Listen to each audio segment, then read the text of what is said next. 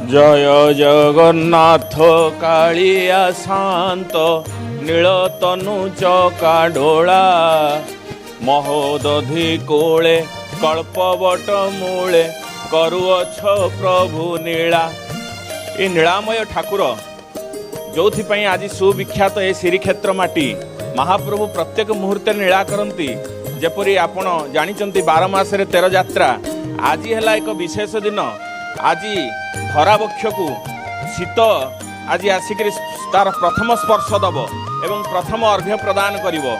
जेपरी आमर बाड़ी रे फलटीए जहाँ किछि हेले भक्तिपूत भाव में महाप्रभु जगन्नाथ को ओडिशार जगन्नाथ प्रेमी भक्तटीए साइती रखि थाए से भली षड़ ऋतु मध्य शीत ऋतु अन्यतम से आज महाप्रभु को से तार प्रथम स्पर्श दब एवं जेतेबेले प्रथम स्पर्श दब तार कराल ग्रासरे सारा संसार उद्वेलित होई उठिबो।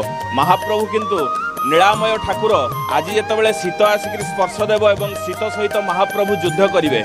से युद्ध रे अपराजय ठाकुर से शीत सबुबले महाप्रभुंकर विष्णु सहस्र नाम रे अछि जे से होचंती अपराजय अजय तांको पाखरे किए हार मानिमो किंतु शीत आज हारिछि। महाप्रभुंकर युद्ध रे जेतेबेले शीत हारिछि सेतेबेले शीत अनुरोध करिछि जे महाप्रभु आपण मते सृष्टि करिसंती किंतु आपण जदि आज मते न मानिबे ए संसार मते किभଳି भाबरे देखिबे।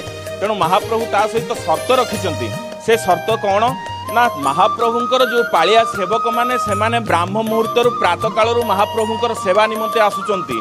कपर्दक शून्य जोगी तपी सन्यासी एमानक शरीर रे कौनसी वस्त्र न थाए। तेणु सेमानक कौनसी प्रकार उत्पीड़न जदि न देबू ताहले वर्तमान मु तोर धर्म रक्षा करबा पई तते स्वीकृति देबी।